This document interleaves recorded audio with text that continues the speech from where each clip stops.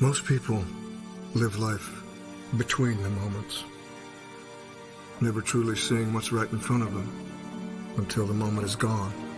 Do you remember the first time we met? Our whole lives, everything has led up to this. Ladies and gentlemen, the world's first temporal manipulation portal. So tell me, you don't think there's any risk of ripping a permanent hole in space-time with this thing? Oh my god. Warning. Safety protocols disengaged. Nathan, get out of there! I've seen what those things can do. You have to fight them, Ryan! You have to resist! Warning. Warning. Accelerator activation sequence initiating. In 3, 2, 1.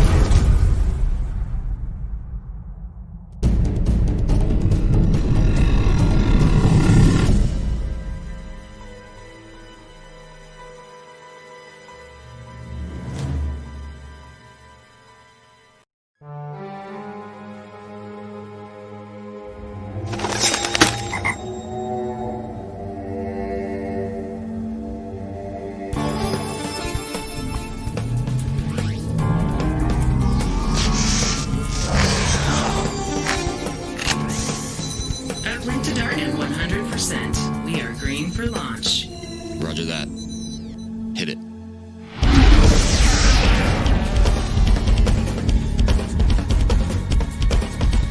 Shiro, I know this is a lot to ask, but come back to Koreatown, please.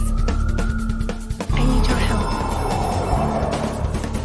I've got a feeling you're going to do something that I'm going to regret.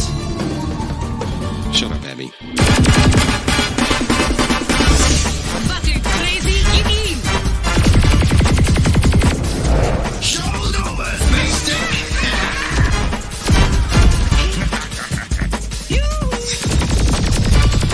The device is mine, space stick! Tally-ho!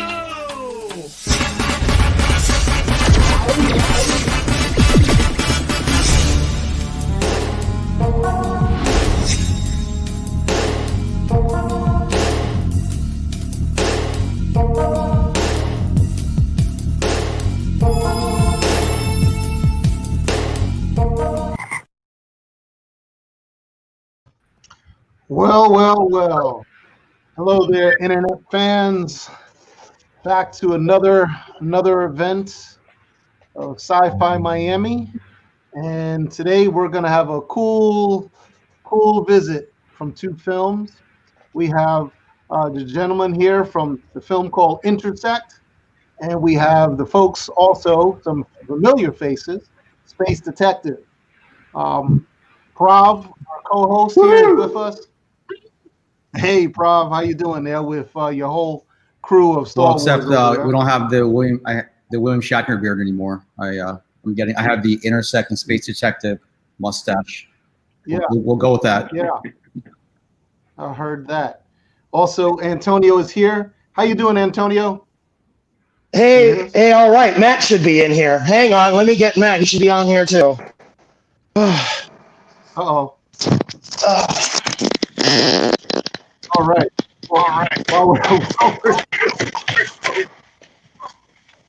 That's definitely. So, hey, you gotta go off your phone. Can you get on? Gus, tell us a little bit about Intersect. We've got you, we've got Luke, we have Abe. Tell us a little bit about the film. Don't give away too many spoilers, please. Sure. But tell us a bit about the film and what it's all about. Not all, but just give us some highlights about the film. Well, it's a hard one to encapsulate anyway, but it's a film about a group of Miskatonic University scientists who invent a time machine, and that's where the movie starts and also ends, and everything goes wrong right from the beginning. But it starts with everything going wrong because the movie's told in reverse, kind of like in the fashion of Memento a little bit.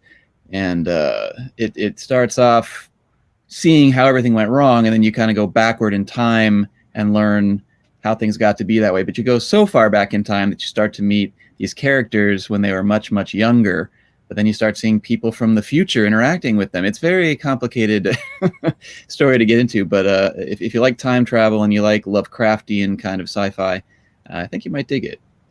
Oh yeah, definitely. It definitely has a twist. How long is the film? One more time. It's just under 2 hours.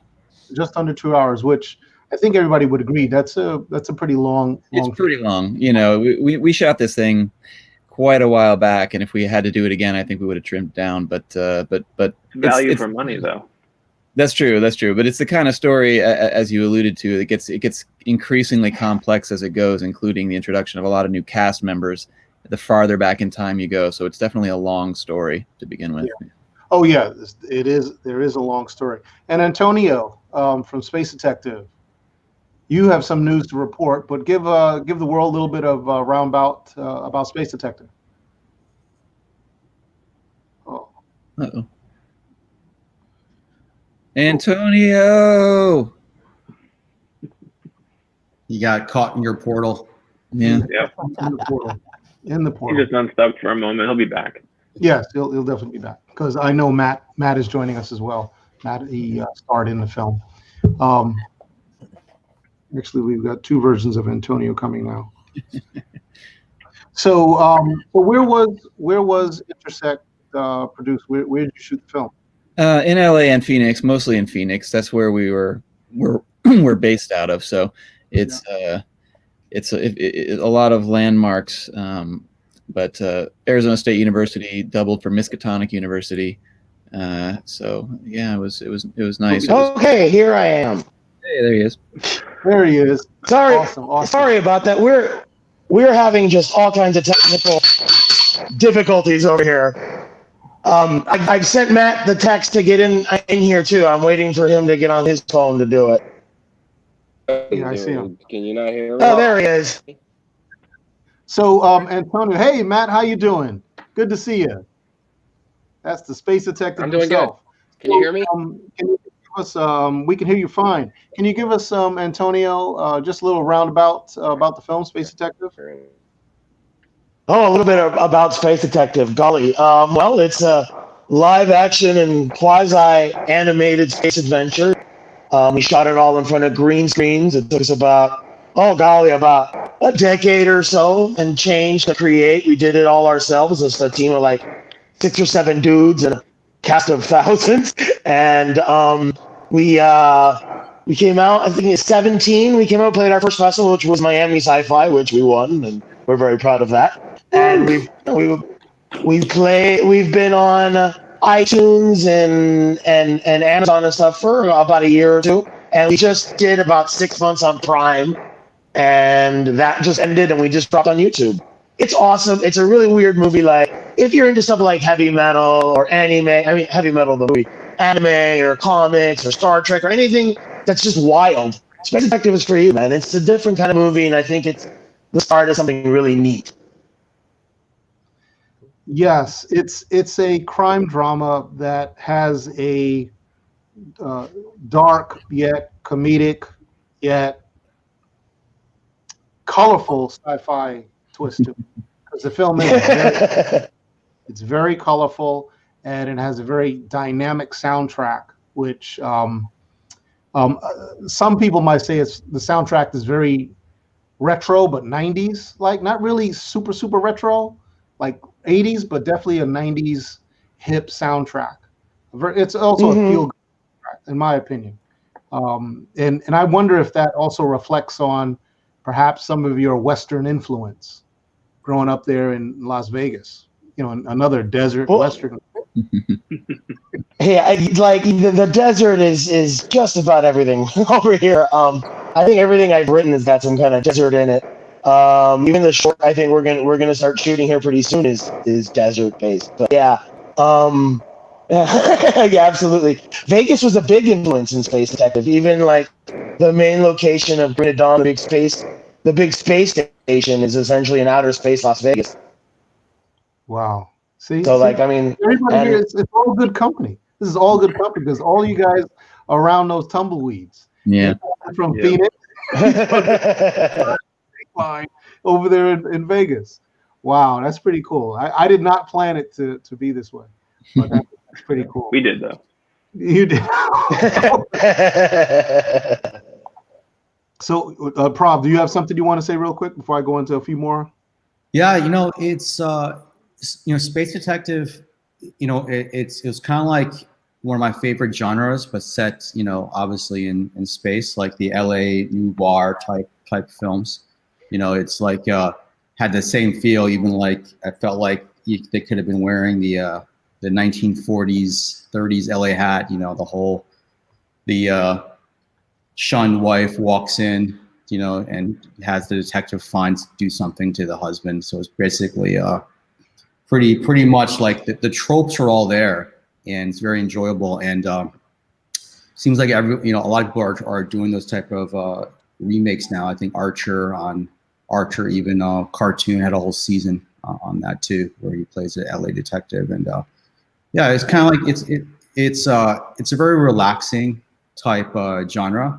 It's like that very it's kind of dark but very soft type tones, and I can just watch those all day. It's almost like a form of relaxation. It's like my version of listening to like rain music or beach sounds type things. Yes. And Intersect, I kind of like going down the rabbit hole. I didn't even know like what Love Lillian was, and I think a lot of your viewers are going to do the same thing. They're going to like Google. Like I started Googling where this Mississauga University was, and that was my entry into the rabbit hole. And Nice. I learned a lot, about like what Chutula is and all that stuff. I thought it was just some random thing from literature. And I guess it also, is there a whole like fandom around that type of genre? Is that why you're doing so well right now, or? I mean, I think that's probably part of it. There's obviously the HBO show that's huge right now, Lovecraft Country, which it's a great show. It's not, I wouldn't call it love. I mean, it's supposed to take place inside the town that Lovecraft kind of lived in and wrote in, but it's not really based on his stories. It's just kind of based on the ideas. And so that's huge right now. Obviously, we benefited from the fact that Bill and Ted's Excellent Adventure is out, the new one, and it's a time travel movie, so that's hashtagging and all that kind of stuff. So yeah, Tenet is out too, which is another kind of weird storyline type thing. They put time travel and Lovecraft and our movie out at the same time, and I think it was a kind of the perfect storm. It's definitely part of it, at least. But yeah, we got Abe Ruthless. Oh, did we lose somebody? Oh, we got Antonio back. There we go. Musical squares at the moment, guys. Yeah. Yeah, I can imagine like, in the extras on iTunes, there's a lot with Luke, right? Showing how in all the behind the scenes and everything. I can imagine even the writing might have had a lot of Easter eggs for the fans, which might have been over my head, but it was enjoyable. Well, there are way too many Easter eggs in this movie, if I'm being honest. But if you like Easter eggs, this is definitely the movie for you. There's stuff in there I can't remember. I saw it the other day, and I was like, wow, we referenced the Twilight Zone, we referenced Hellraiser, we referenced the Time Machine, obviously. There's references from, just crazy stuff. There's all sorts in there, yeah. I mean, and we took a long time to make this movie too, so we had a lot of time to put them in. So we just sat with it. How long are we talking, Luke? Well, roughly 10 years, but we actually made a movie and a half in between, because we filmed most of the production, and then we paused and we shot a documentary, and then we started producing a different movie, and then we came back to it. So it's kind of this weird, roughly 10-year period. Yeah, I was wondering about that because, in your extras, some of the clapper shots had 2011 on them, and others had. Yeah. Others actually had 2020, but actually in the future. Actually, like December well, time travel movie, So it's actually like back. Yeah. No, but that's one lesson that I would share with any filmmaker is, if you're gonna make a movie with kids, finish it right away, because you can't go back 10 years later and expect them to still be kids, unfortunately. And I don't want to ask this question because it's going to give away too much, but you did have a really interesting scene where almost half the film reflected on the characters when they were kids. Yeah.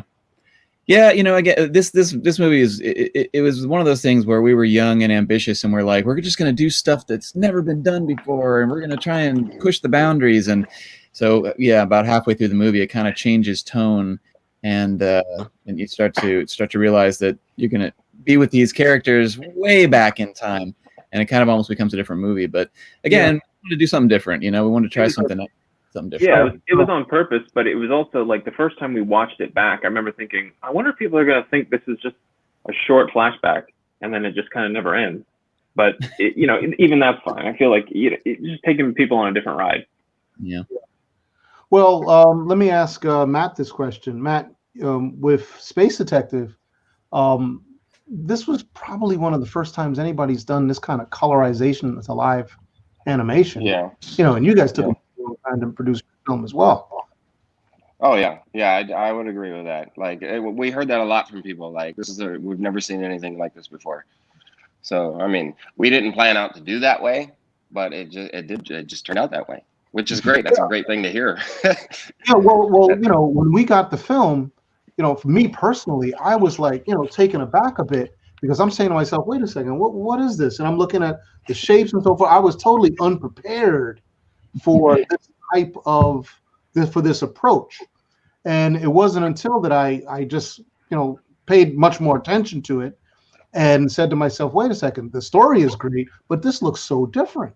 And then I get phone calls from some of my judges, and they're speaking about it. And that's kind of how the word flies in the festival world when everybody else starts talking about it.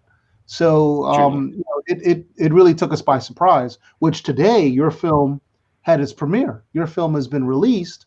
Actually, it was in the middle of last night because I was up and I received a message from Antonio. Hey, the film's finally up, and you're giving it away on YouTube. You're giving the film away on YouTube for people to invest. So what I'd like to do with the next it's still available.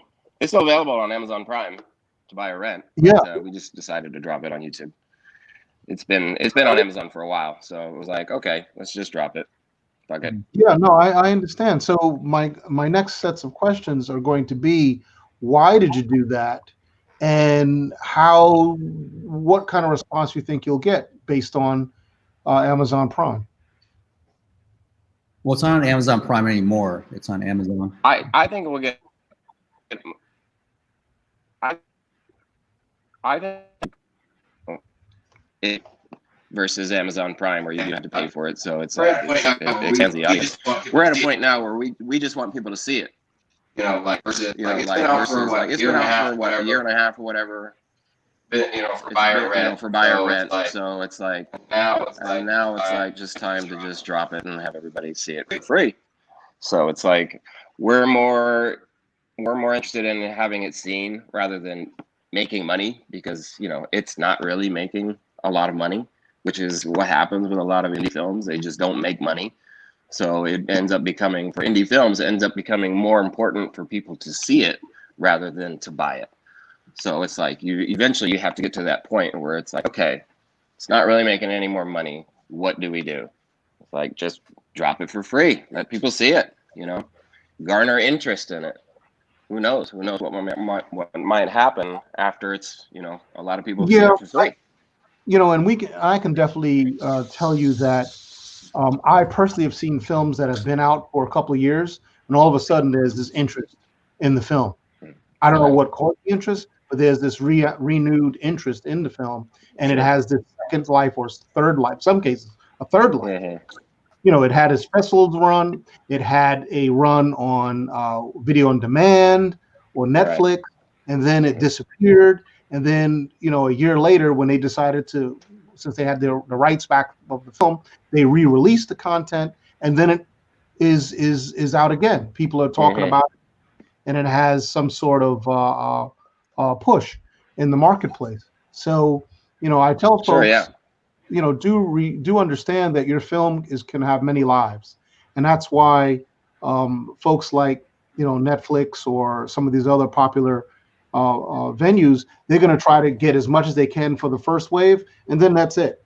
They're done. It goes to another place, and there are several places where it's not as easy for feature films. I'm sorry, it's not as easy for short films, but I think if you strategize yourselves and reposition yourselves, you could have a second or third life with the product while you produce your other works. That's my thought. Absolutely. Hi, I'm back. I had technical difficulties like crazy, but you're right. That's the whole idea, is getting this thing out again, giving it a second or third life now. Like, we've got a little momentum again, and it's kind of nice. I just want to get people to watch it. That's it. I just want people to see our stuff and get excited by what we've got to offer. And honestly, the more views and likes and comments we can get on YouTube, which are more visible than anywhere else, the better chance that we can get, better investment on the next picture. That's pretty much it. Everything fuels the next thing. And I just want the world to see Space Detective. That's all. I'm really proud of it. I think it's awesome. And if you want a show, dude, this is the way we get a show. Well, I was going to say, when I first saw it, like, I'm part of the LA 3D Club. I guess it's one of the oldest 3D from 1950s. It's been a long time coming. And one of the things we were doing a lot in LA is we were doing these chromatic films.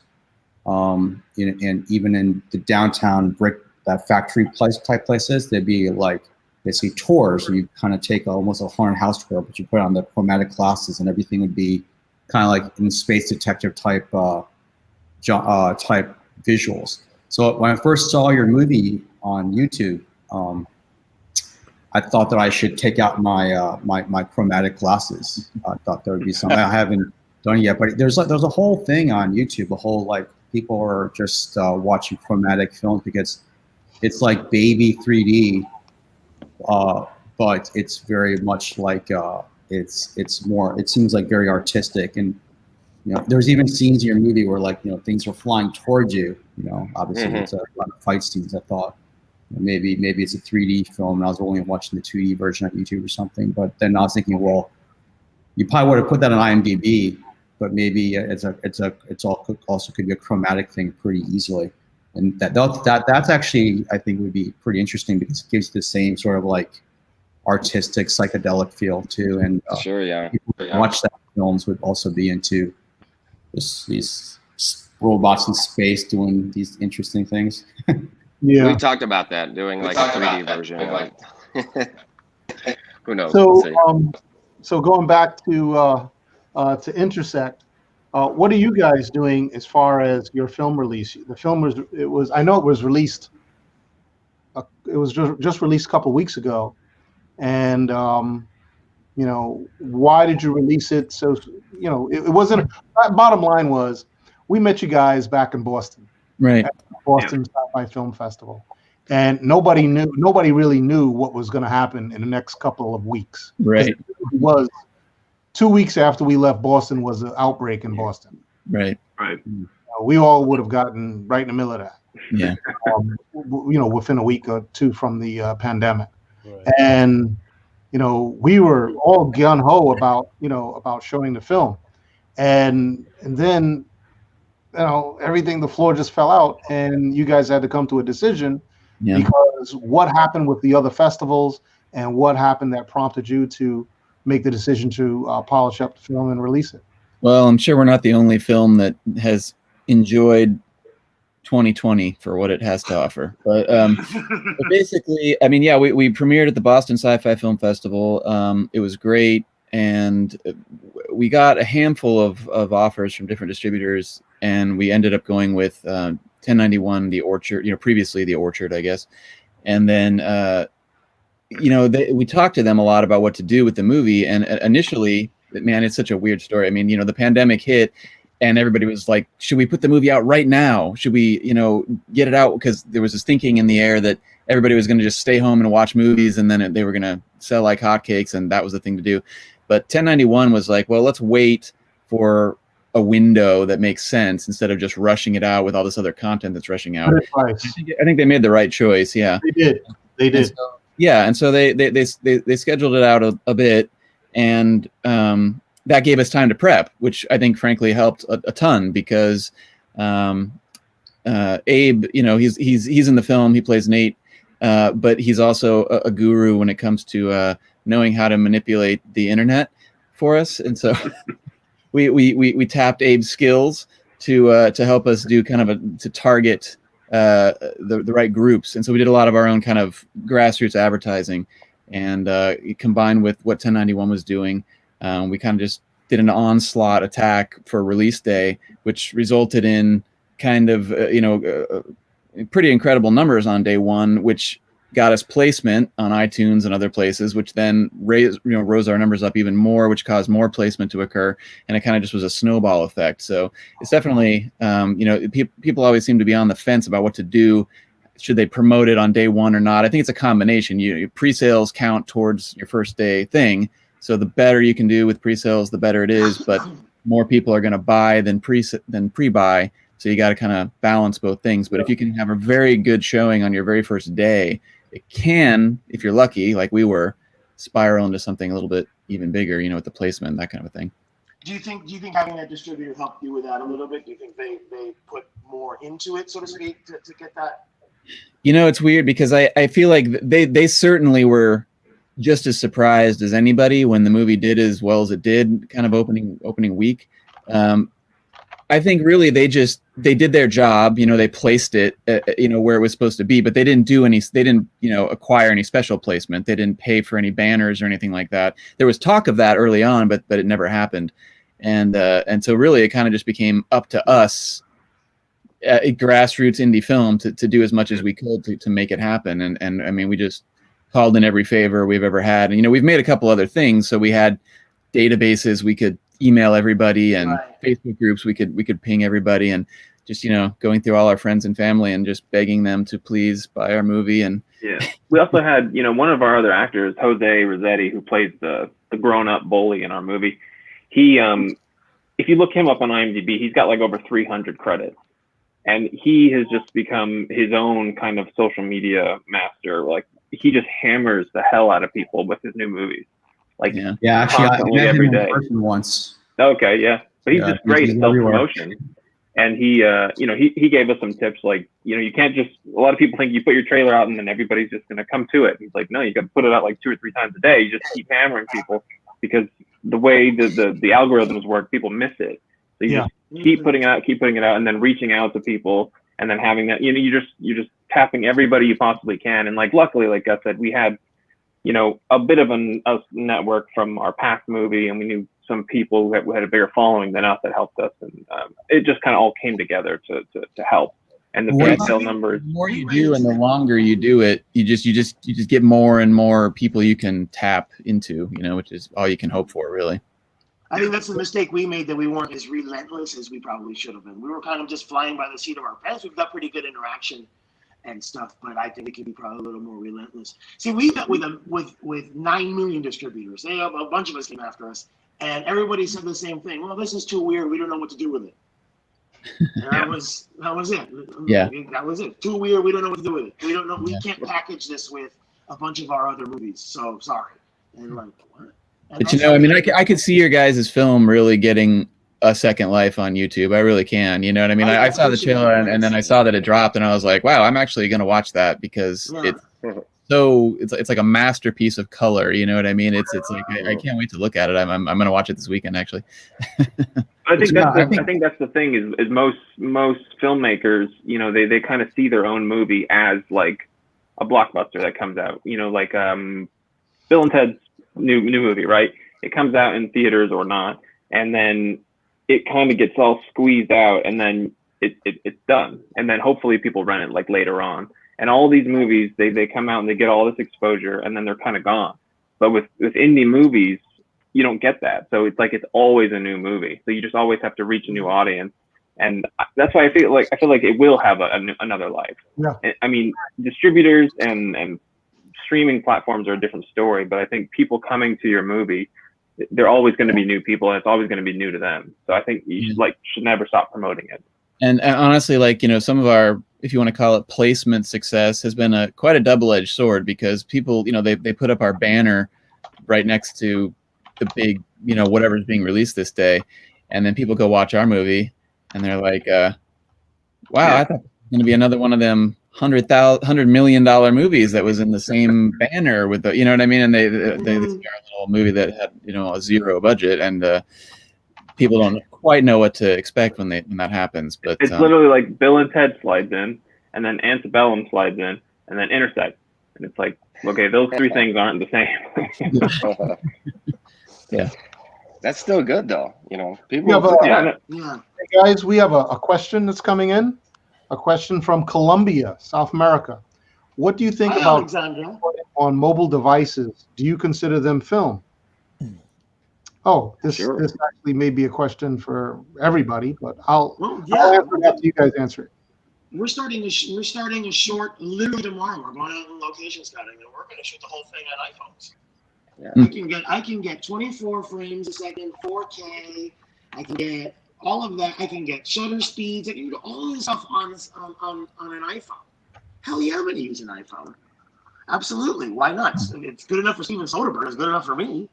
I'm all about experimentation. But I would say that I don't know who did it. I don't know if it was Soderbergh or somebody else, but they shot it this way.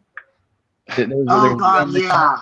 Oh yeah, that's not good. That was too hard. That was too hard to watch. Okay. That was like literally like a month ago too. Like it was like somebody of note. I can't remember who it was now though, but yeah, gross. Yikes. I think the phrase is the best camera is the one you have with you. So I don't think it matters because technology goes up so fast. I'm going to share this with you guys, also for Alexandria. This is a little cradle here that I purchased on Amazon, and I purchased this for the main purposes of just allowing me to screen my video broadcasts with my mom and my daughter, because she's discovering films and she talks to her grandparents on WhatsApp about 3 times a day.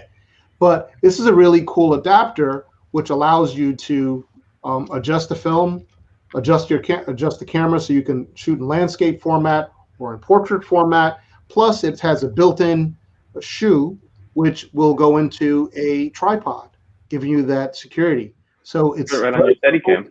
Yeah, it's a very simple apparatus. It costs you just $20 for the device, if that, and it's going to deliver you the capabilities.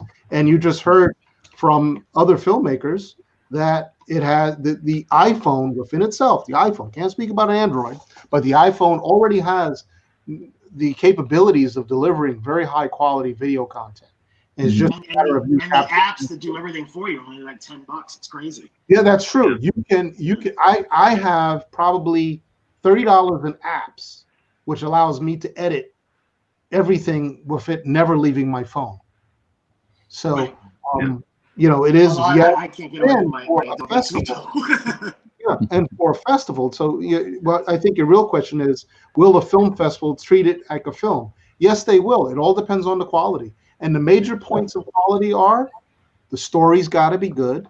Mm-hmm. It has to sound good. Okay, the audio has to be good. If the audio is bad, no one's going to listen to it regardless how beautiful it looks, unless it's a silent film. So you have to have good audio, good story, and it has to be visually pleasing.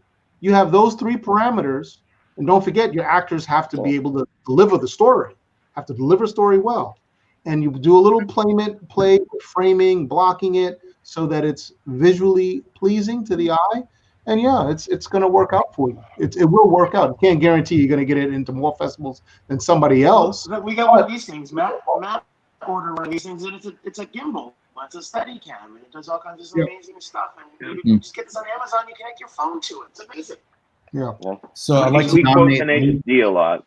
Tenacious D says it doesn't matter if it's good; it only matters if it rocks. So Troy, I think we should nominate Luke for a good guy award right now, because he very humble. He's talking about mobile filmmaking, but you know they used pretty advanced red cameras and you know a lot pretty of advanced 10 years ago. rigs they built some of these built from hand. Understand this, okay? And I saw this especially when I was on the Star Trek sets, the fan film Star Trek sets such as New Voyages, Axanar. When you're shooting with a 6K camera, here's what it's going to give you. It's going to give you that 6K frame, and that allows you to crop inside the 2K frame. I'm sorry, 4K frame or 2K frame within the 6K frame. So it helps you produce the film. If there are mistakes, it's easy to fix those mistakes. If you're using a camera and the framing is all messed up. Yeah, but I would make the comparison to guitars. I think you can buy a cheap guitar and you can still write a hit song. You Yeah. can buy the best guitar in the world, and if you can't play it, it's pointless. So Yeah. I think you just have to learn your craft and you can do anything with anything. You can make a movie with, I mean, David Lynch filmed the movie with like a video camera in the age of digital. Like he went backwards and just shot this movie because he's like, this thing weighs like a pound and I can get right in people's faces and, you know, it doesn't matter. Well, we also, you know, we jumped on the red bandwagon 10 years ago, and we got one of the first. I mean, our serial number on our red one is like, you know, 1900. Like it was one of the first cameras. And we bought a red lens at the same time. Wow. And that was what Intercept was shot on one lens. It was like a 17-55, and we didn't have anything else. And so we kind of just some of the reshoots were different lenses, but 95% of that movie is one camera, one lens, and we shot it all in tripod that is not rated for that camera. Right. We shot it all in 4K, but we actually, I think we had to make the decision when we were doing the special effects to master it to something, and so we chose 2K. But again, the process of this movie has been 10 years, and it's like now it's like, well, we probably should have done 4K, but what can you do? You know, you can't. Next year it'll be 10K. I mean, who knows? You know. So We made Space Detective on a DV camera, for God's sakes. Oh, really? Yeah, like that's what was available. Like there was no decent digital camera to shoot this on. You know, high def was only for George Lucas and the richest kings of Europe. So we shot it on DV, and that's the only, like, not a regret, but God, I wish we would have had something a little more high def to shoot it with, because I think part of the reason we ran into distributor problems is because we had to blow it up. Yeah. Let's show the trailers one more time, and then we'll close with a few more questions. Yeah, I definitely.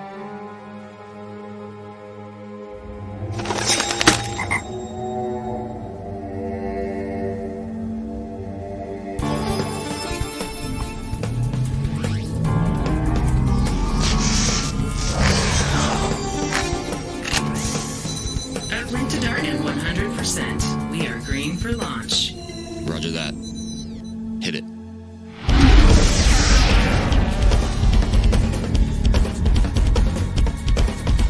Shiro, I know this is a lot to ask, but come back to Koreatown, please.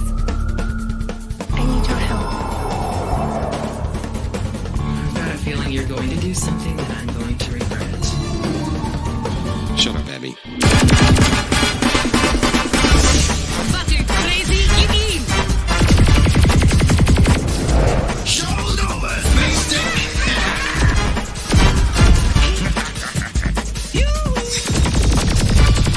The device is mine, space dick! Tally-ho!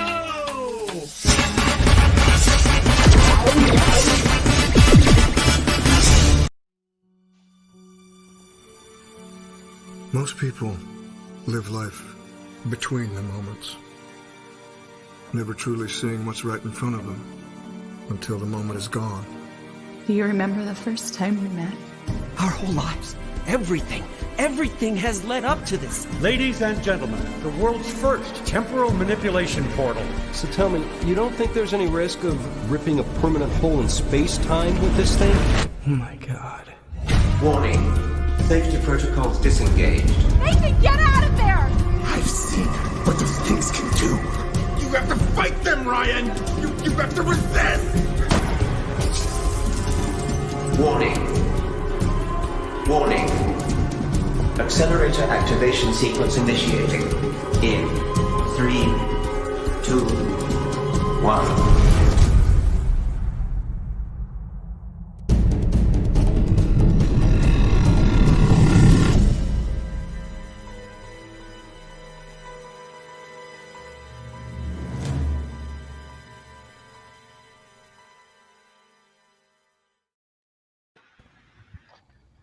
Wow.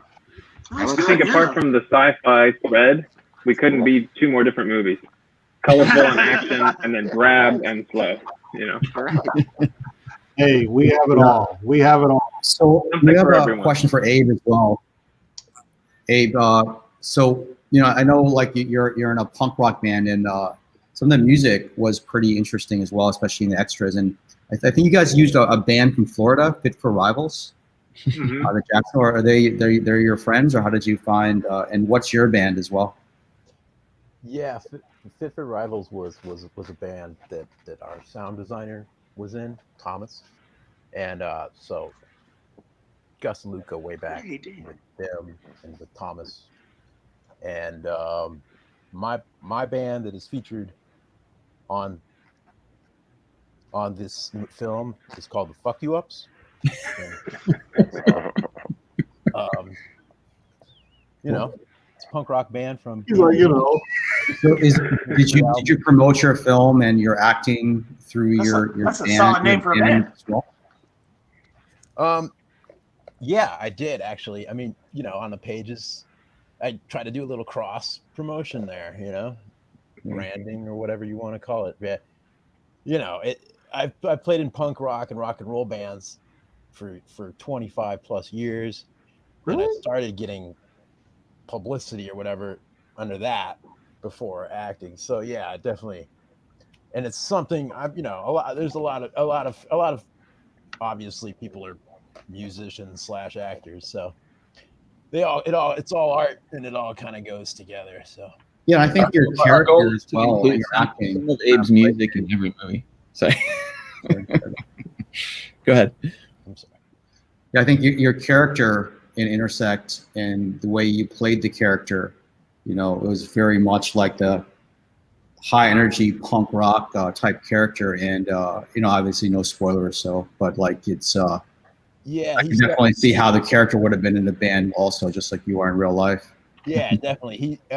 Nate is definitely an extrovert type personality, and definitely. So how much of that is written? How much of that was you improvising from your own life? I mean, I did not. I auditioned for this film, and I remember reading it and going, "This is perfect for me," and I was so happy to get it. So I think it was a combination. It was all. This was how he wrote the character.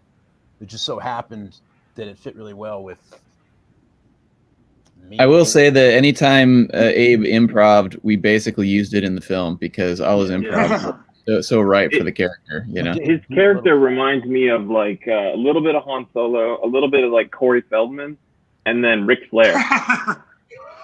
And Ric Flair, woo! I certainly did channel Ric Flair. Wow. Yeah. Wow.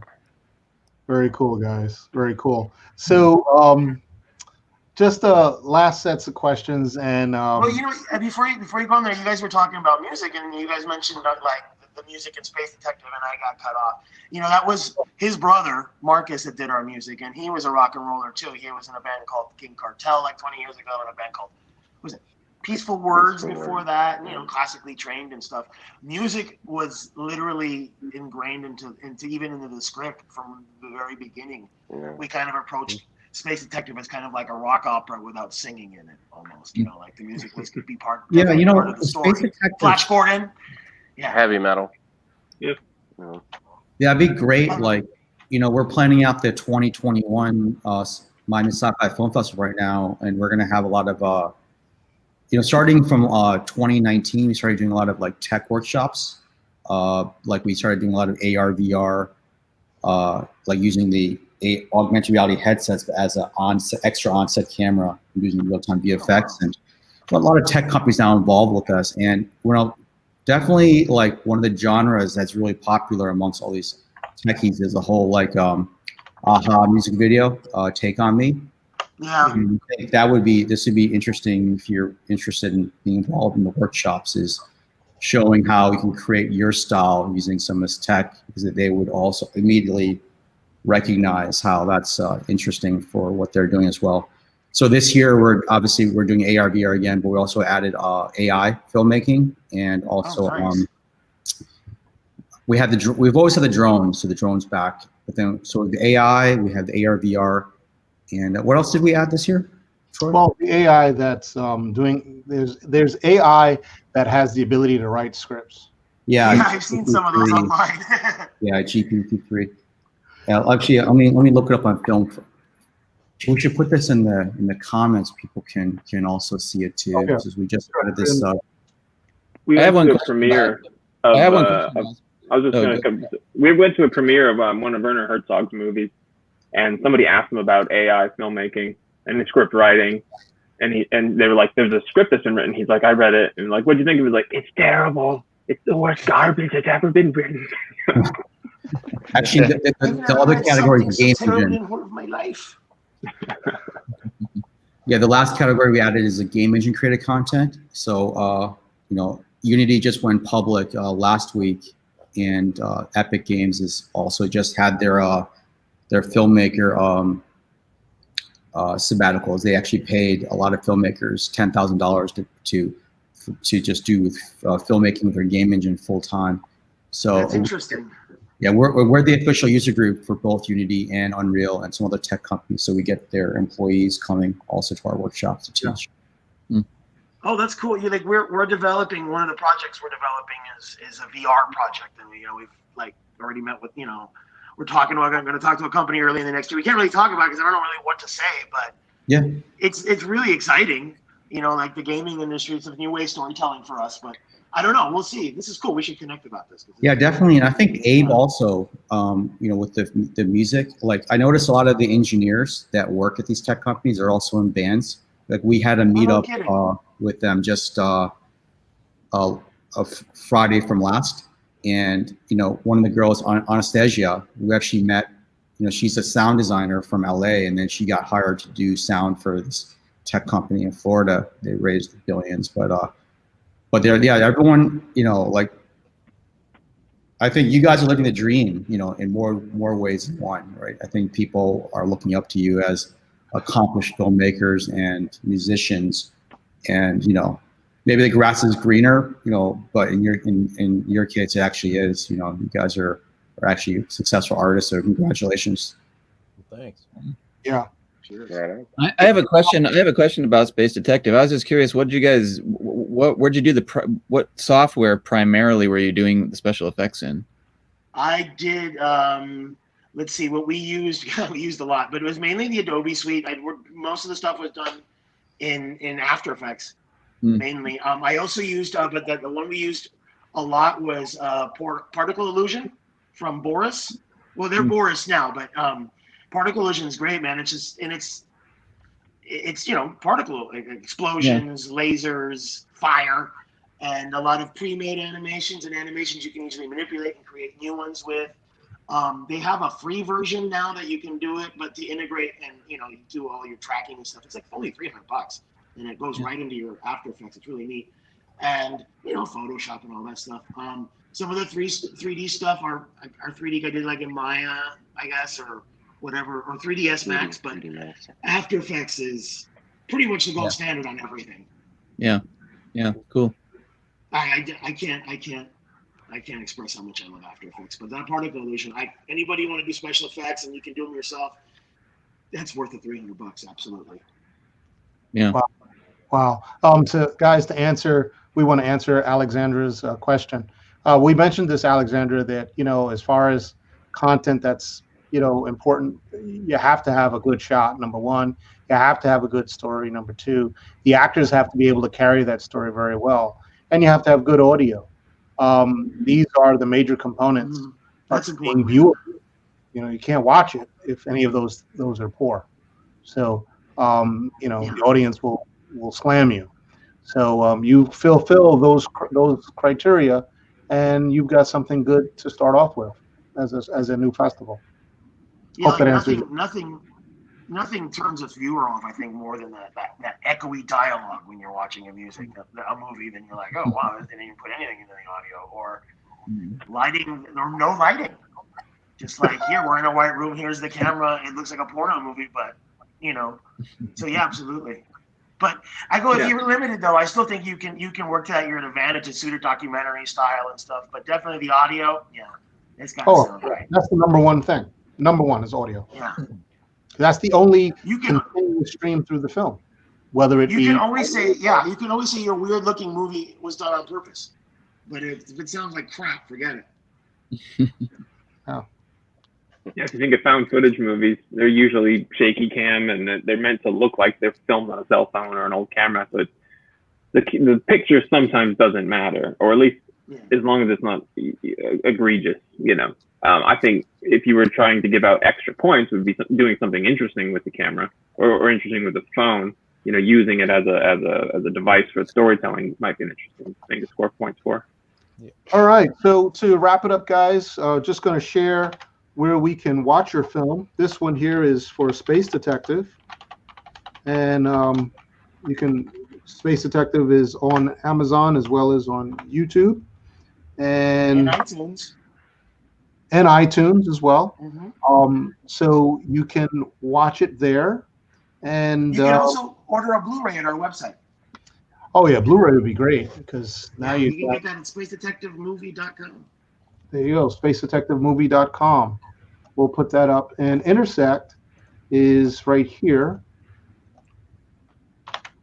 This is the Amazon. Can you guys say whether it's performing better on Amazon or iTunes? Would you? It is like demolishing on iTunes, which everybody has told us it will not be the case. They said Amazon will be the place you make your money, and it's like 90% of our sales come from iTunes, and it's hard to attribute it to any one thing, but we just got like crazy placement on iTunes.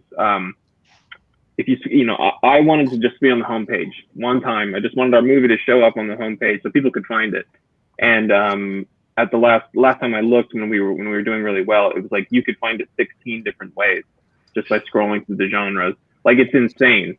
It went #1 in horror. It was in the top 10 of all iTunes movies. Like, no one expected this. So our distributor was like, "What did you guys do?"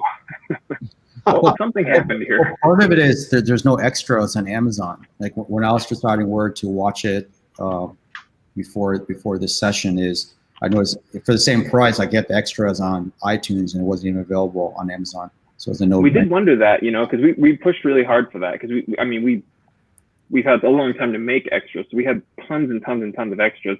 So we pushed really hard to get them put on there. But if you want even more, we have a Blu-ray also.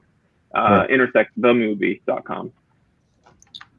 Yeah, I just put in the private chat too for Troy. But then also I noticed for Space Detective too, I mean, before the free version came out, there was also different pricing on different sites as well. So I think like savvy people, or at least, you know, whatever, people are used to Groupon are going to figure out the place to buy it. Yeah. It might be other reasons why iTunes, or other places are getting more traffic. At least I know for us, you know, I think the YouTube is going to be the best thing for us right now. Like, we want eyes on it more than anything because we want to make something else. And I think the more eyes, I don't know. I think, God, I really wish we could have made some more money, but getting the eyes on it, I think, is important to getting our next project up. I mean, it's only our first one, so.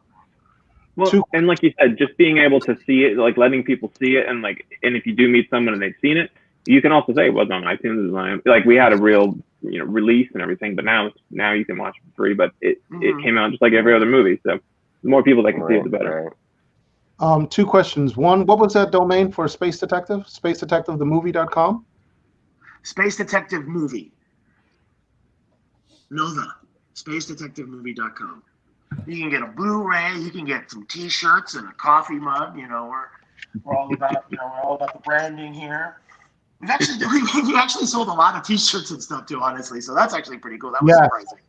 Yeah, the design for merch is sold well. Nice. The props are entertaining in Space Detective, like especially like the props that actually have consciousness or. Our talking laser gun, Abby. I didn't want to have spoilers, but yeah, that's the one. You know what your gun reminded me of is this from Boston. Oh, cool. Oh yeah.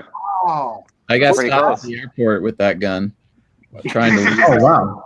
I did actually. Abe and I had to throw our guns away. Can you show it again? Sci-Fi is a nice festival. Yeah.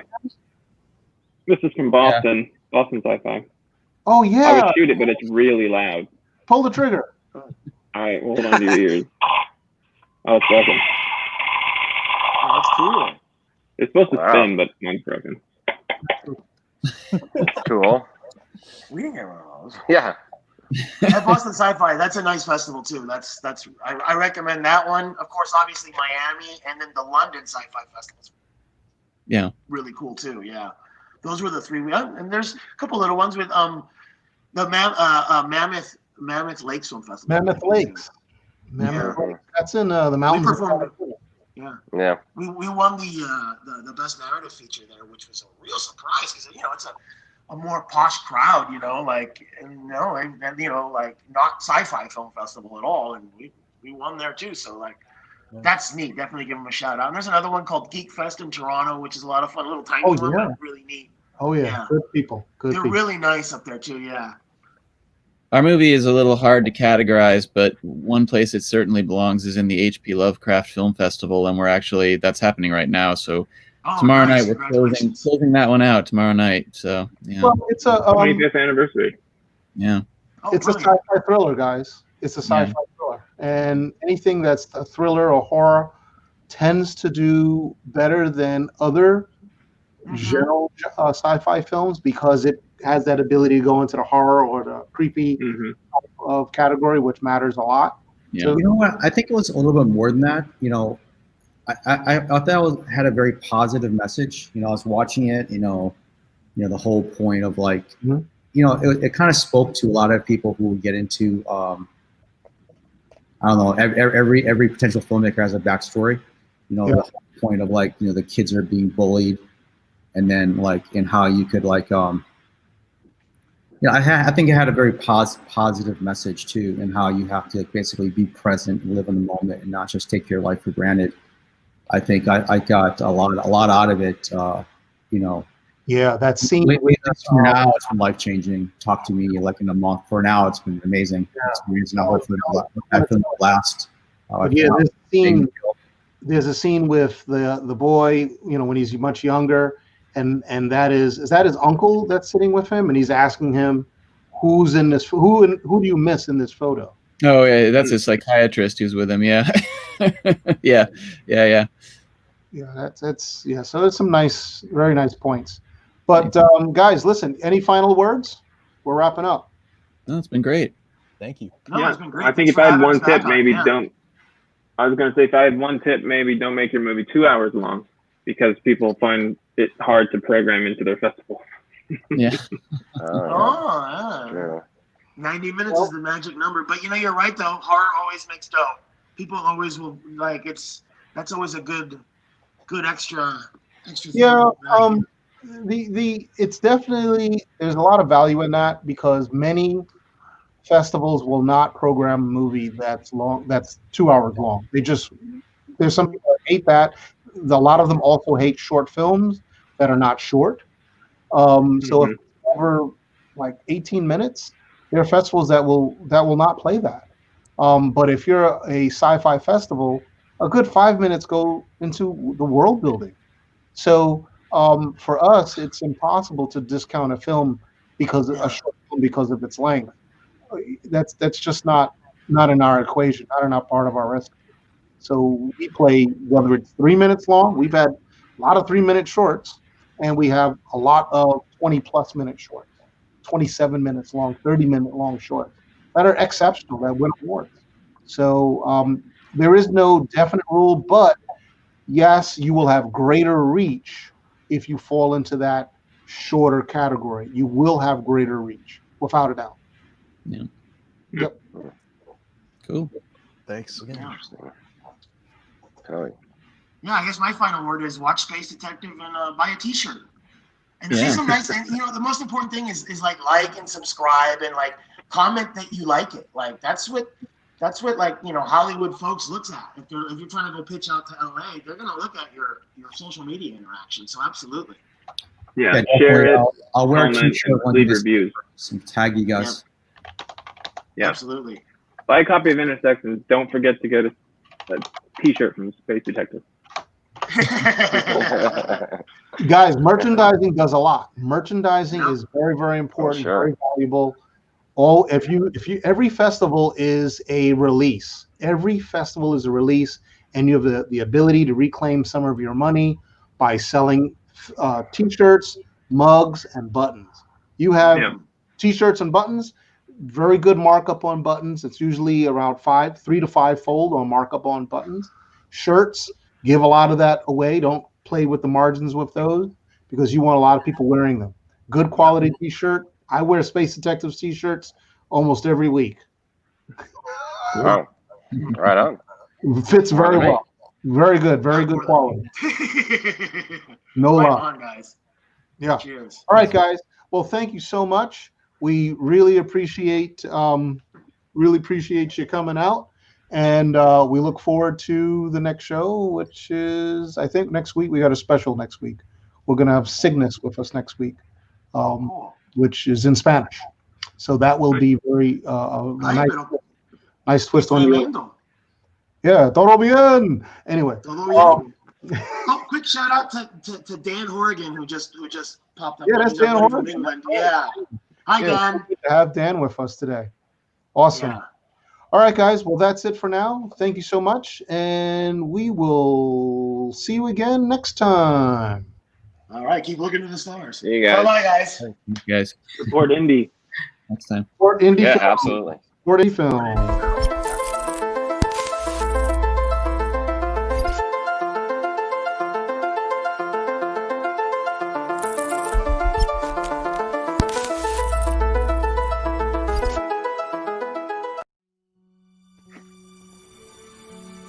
Most people live life between the moments, never truly seeing what's right in front of them until the moment is gone. Do you remember the first time we met? Our whole lives, everything has led up to this. Ladies and gentlemen, the world's first temporal manipulation portal. So tell me, you don't think there's any risk of ripping a permanent hole in space-time with this thing? Oh my god. Warning. Safety protocols disengaged. Nathan, get out of there! I've seen what those things can do. You have to fight them, Ryan! You have to resist! Warning. Warning. Accelerator activation sequence initiating. In 3, 2, 1.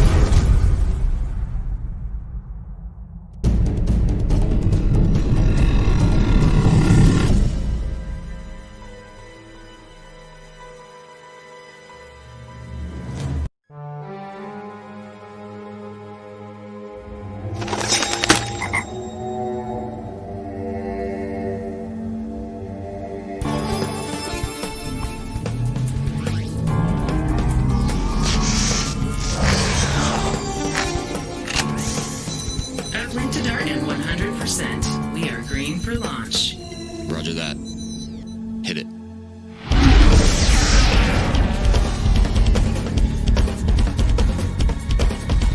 Shiro, I know this is a lot to ask, but come back to Koringadon, please.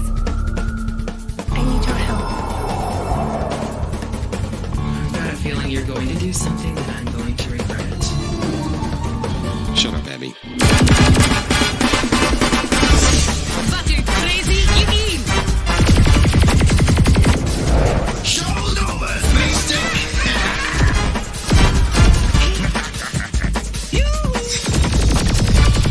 The device is mine, Space Day!